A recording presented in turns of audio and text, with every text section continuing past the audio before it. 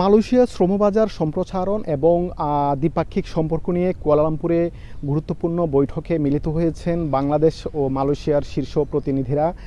আজকে অর্থাৎ বৃহস্পতিবার মালয়েশিয়ার প্রধানমন্ত্রী আনোয়ার ইব্রাহিমের কার্যালয়ে তার সঙ্গে সৌজন্য সাক্ষাৎ করেছেন বাংলাদেশের প্রবাসী কল্যাণ ও বৈদেশিক কর্মসংস্থান মন্ত্রী আরিফুল হক চৌধুরী এবং প্রধানমন্ত্রীর উপদেষ্টা মাহাদি আমিন।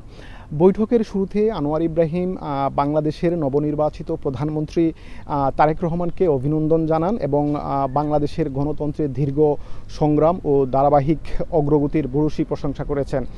এছাড়া বৃহস্পতিবারের আলোচনার মূল কেন্দ্রবিন্দুতে ছিল জনশক্তি রপ্তানি খাত। উভয় দেশ একটি স্বচ্ছ, পরিচ্ছন্ন এবং সিন্ডিকেটমুক্ত দক্ষ নিয়োগ ব্যবস্থা নিশ্চিত করার উপর বিশেষ জোর দিয়েছে।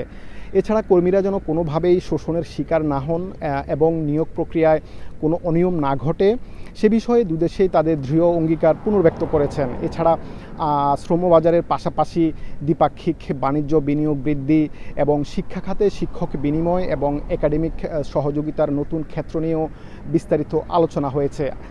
আপনারা জানেন যে 2024 সালের জুন থেকে বিদেশি কর্মী নিয়োগে মালয়েশিয়া সরকারের স্থগিতাদেশের ফলে যে স্থবিরতা তৈরি হয়েছিল তা 2025 সালে প্রধানমন্ত্রী আনোয়ার ইব্রাহিমের আশ্বাসের প্রেক্ষিতে তা কাটতে শুরু করেছে।